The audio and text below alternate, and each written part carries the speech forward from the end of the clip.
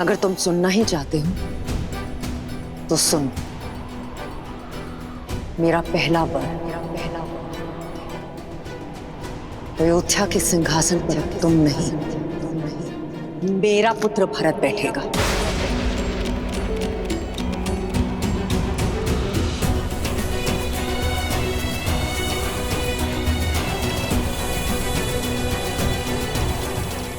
बस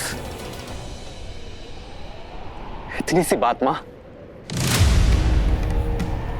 इसके लिए आपने अपना वरदान व्यर्थ कर दिया। मुझसे बोला होता मां आपने, आपको वर मांगने की आवश्यकता ही नहीं पड़ती।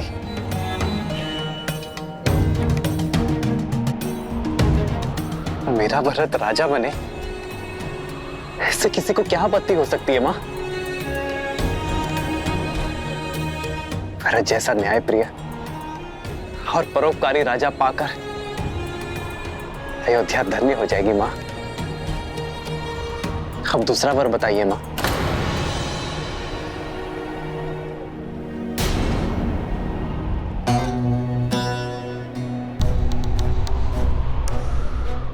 मेरा दूसरा वर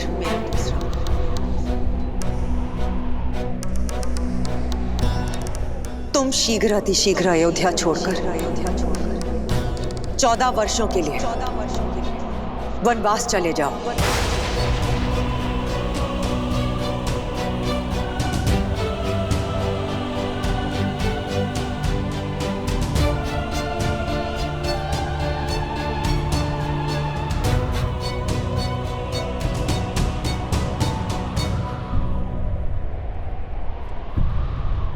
स्वीकार है मुझे मां, स्वीकार है मुझे।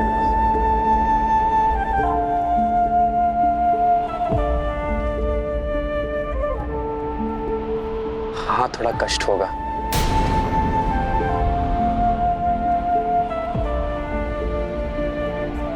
अपने बूढ़े पिता को और स्नेहमयी 3 माताओं को इस अवस्था में छोड़कर दूर जाना होगा। थोड़ा कष्ट होगा मां, किंतु कष्ट से अधिक आनंद भी होगा। आनंद की वनवास में मुझे मेरी देश और प्रजा को अधिक समझने का अवसर मिलेगा, संतों से सीखने का, संतों की सेवा करने का और उनसे उचित ज्ञान प्राप्त करने का अवसर मिलेगा।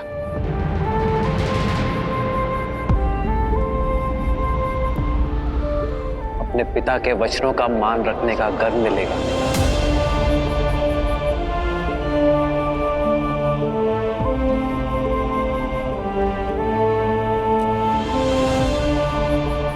अपनी मां की इच्छा को पूर्ण करने का संतोष मिलेगा।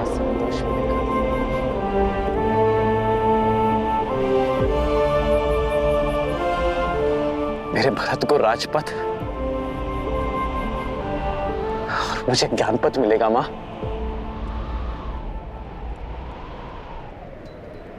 मां, ये वर मांगकर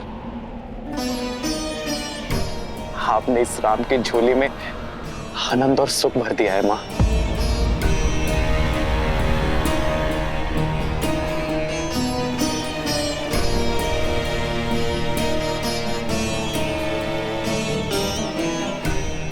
मां,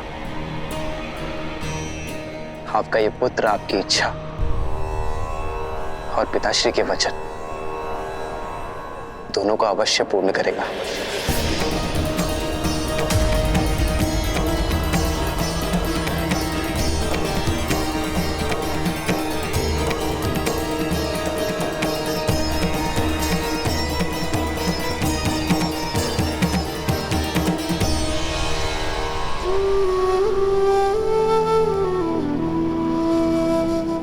पिताश्री,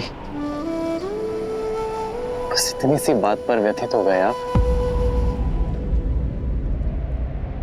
विश्वास नहीं था अपने राम पर।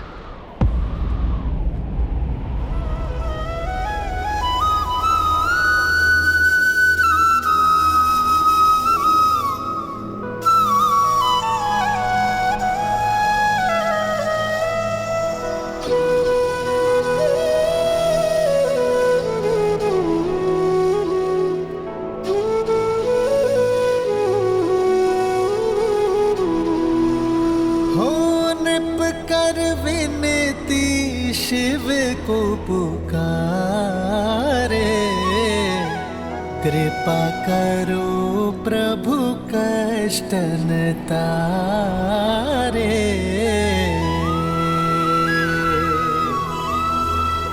आशुतोष तुम जग पालनहारी, दीन दुखी मैं अवध बिहारी।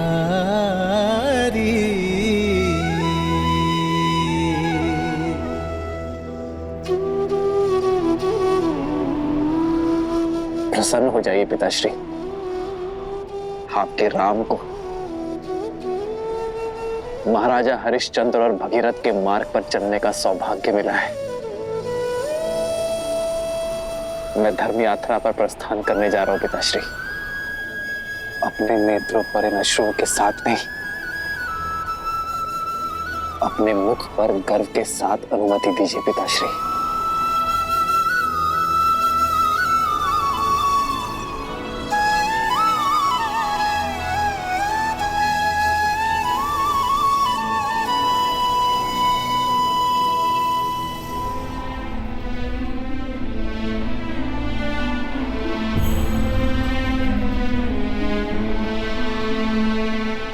अमात्य सुमंत्र,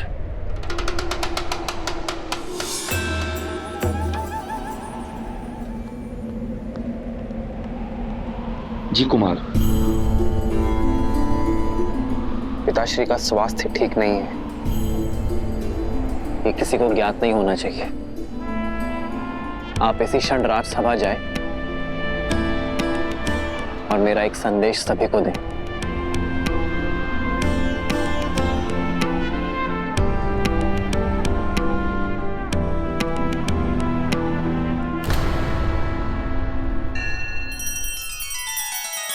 श्री रामचंद्र कृपालु भजु मन हरण भव भय दारुणम, नव कंज लोचन कंज मुख कर कंज पद कंजारुणम।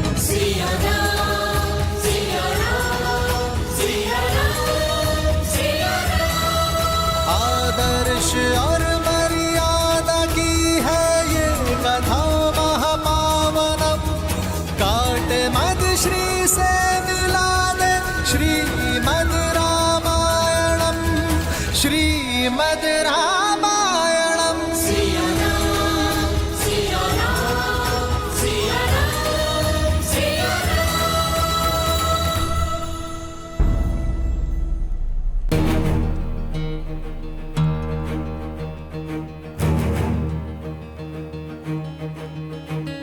महाराज अभी तक नहीं आए? बात कुछ गंभीर प्रतीत होती है।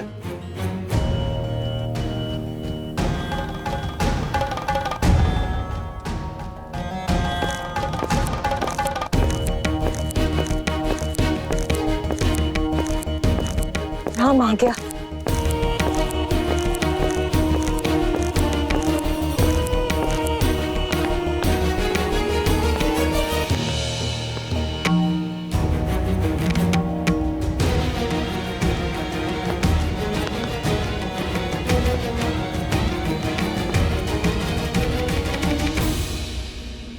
आप सभी को खेद सहित सूचित किया जाता है कि किसी विशेष कारणवश कुमार राम का युवराज्याभिषेक स्थगित किया जाता है।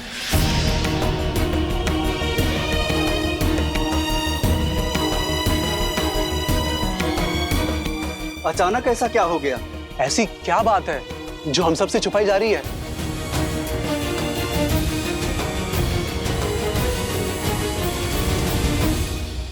महाराज दशरथ और कुमार राम का विनयपूर्वक आग्रह है अपनी प्रजा से कि आप सब अपने अपने घरों की ओर प्रस्थान करें। उचित समय पर आप सबको संबोधित किया जाएगा।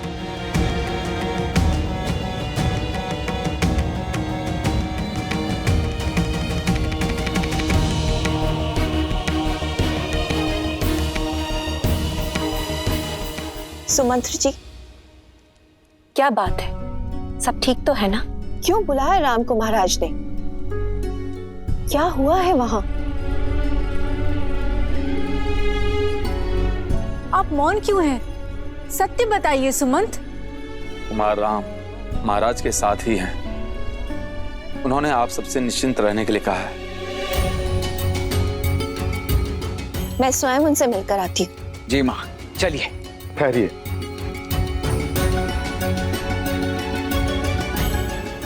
कुमार राम का आग्रह है कि अभी कोई भी उनसे मिलने ना आए।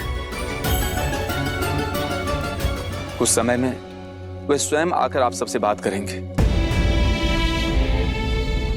आपको सब कुछ समझाएंगे। किंतु बात क्या है सुमंत? क्षमा महारानी, मुझे केवल इतना ही संदेश मिला है।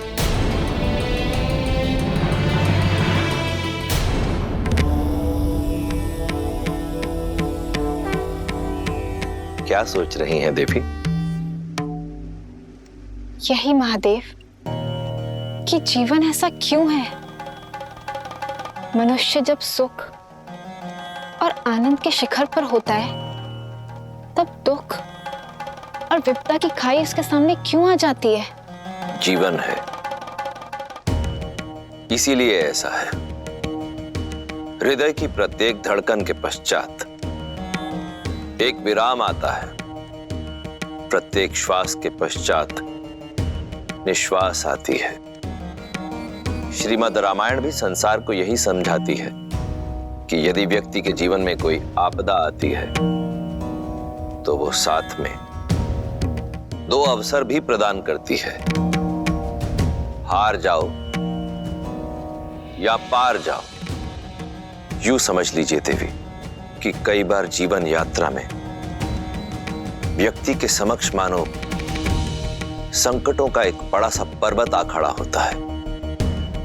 किसी प्रकार से वो उस पर्वत को पार कर लेता है तो क्या देखता है कि सामने एक अत्यंत गहरी खाई है। भरसक प्रयत्न करके वो उस खाई को पार करता है तो देखता है कि सामने पहले से भी कहीं ऊंचा एक और पर्वत खड़ा है। अब ऐसी विषम परिस्थिति में वो किस विकल्प का चुनाव करेगा, ये चयन उस मनुष्य का ही है। श्री राम के जीवन में भी ऐसी ही दुविधा आई, परंतु उन्होंने हार जाना नहीं, पार जाना चुना।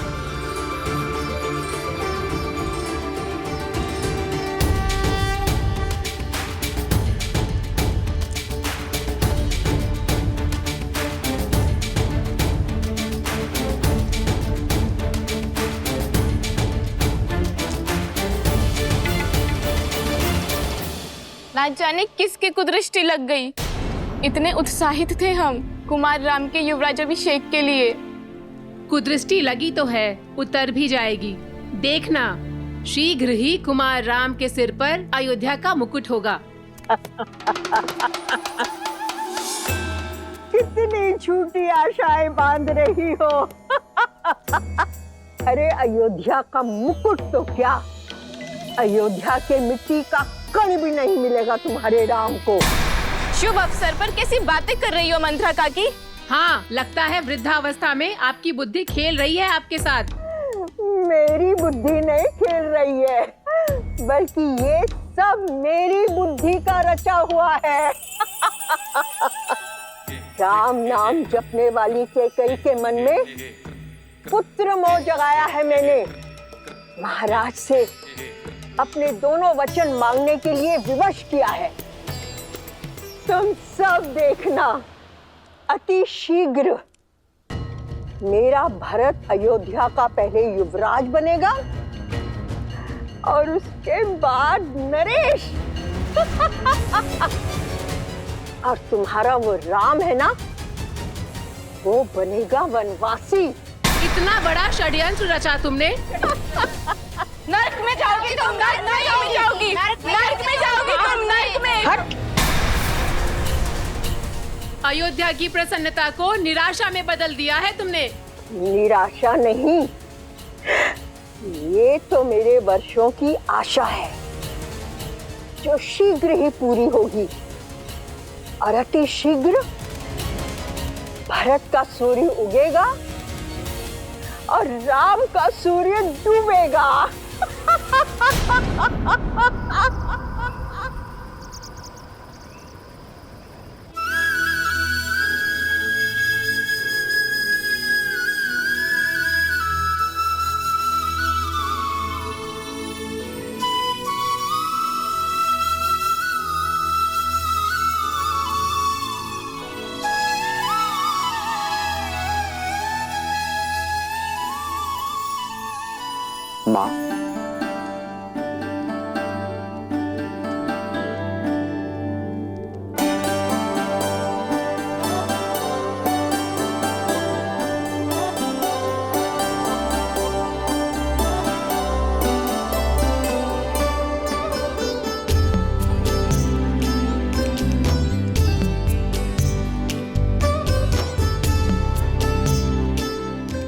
माँ, मैं जो विघ्न था वो टल गया राम? हाँ माँ,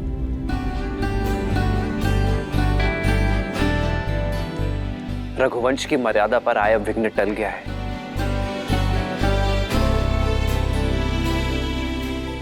युवराज अभिषेक होगा,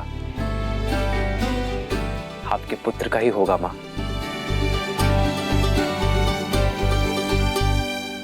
किंतु मेरा नहीं।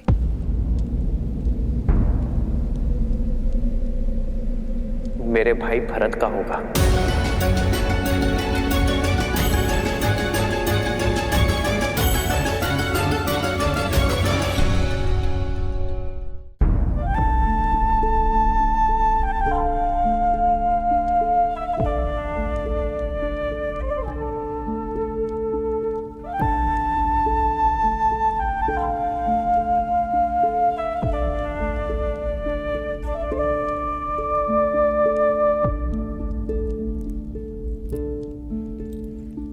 किंतु मां, अयोध्या के राज सिंहासन से भी बहुत बड़ा वरदान मिला है मुझे।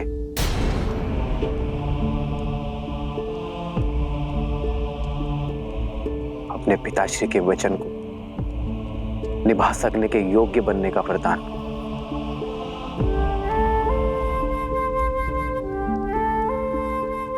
मां कैकेयी की इच्छा को पूर्ण करने का वरदान।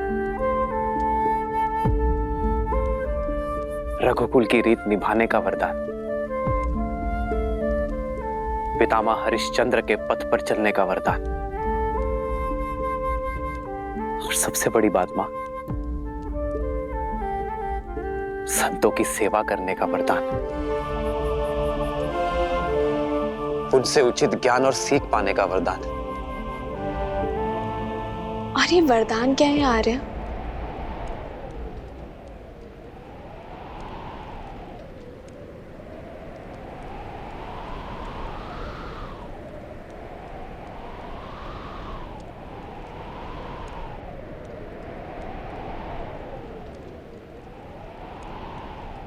चौदह वर्ष का वनवास। 14 वर्ष का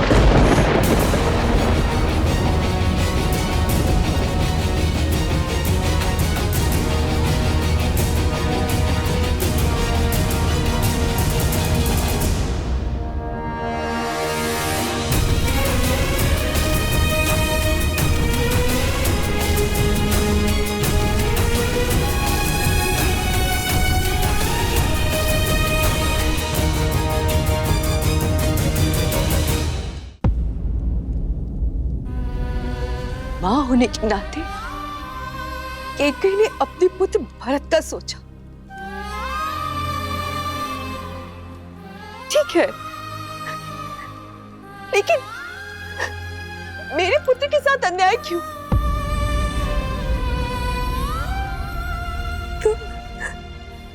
तुम तो उसे प्रेम से मां पुकारते थे ना राम? चना नहीं, चन्नी से ज्यादा माना था तुमने उसे। सदा सदा मुझसे पहले तुमने उसका आशीष लिया और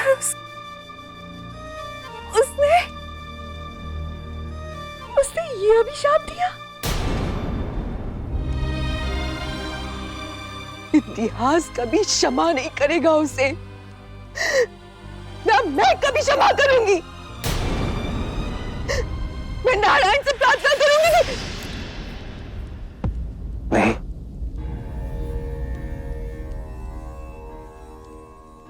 माँ कैकेयी पर क्रोध ना करना।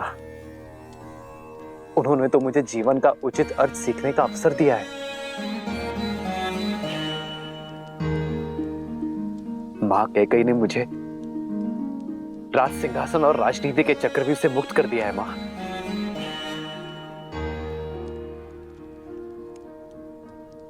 मेरा भरत, मेरा प्रिय भरत अब राजा बनेगा। मेरे सारे दायित्व, राजमुकुट का बोझ अब भरत संभालेगा। माँ,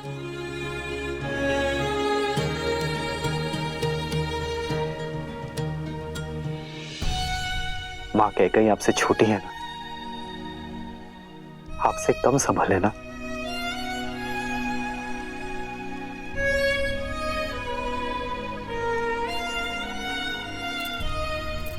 सब वरदान तो पा चुके हो राम, आप मुझसे क्या चाहते हैं? मुझसे वो मत मांगना जो मैं तुम्हें दे नहीं सकती।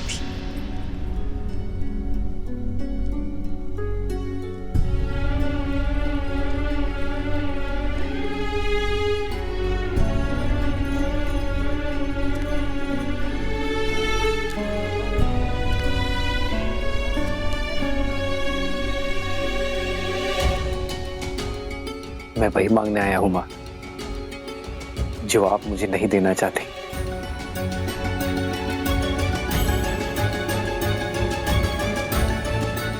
अनुमति, वन में जाने की।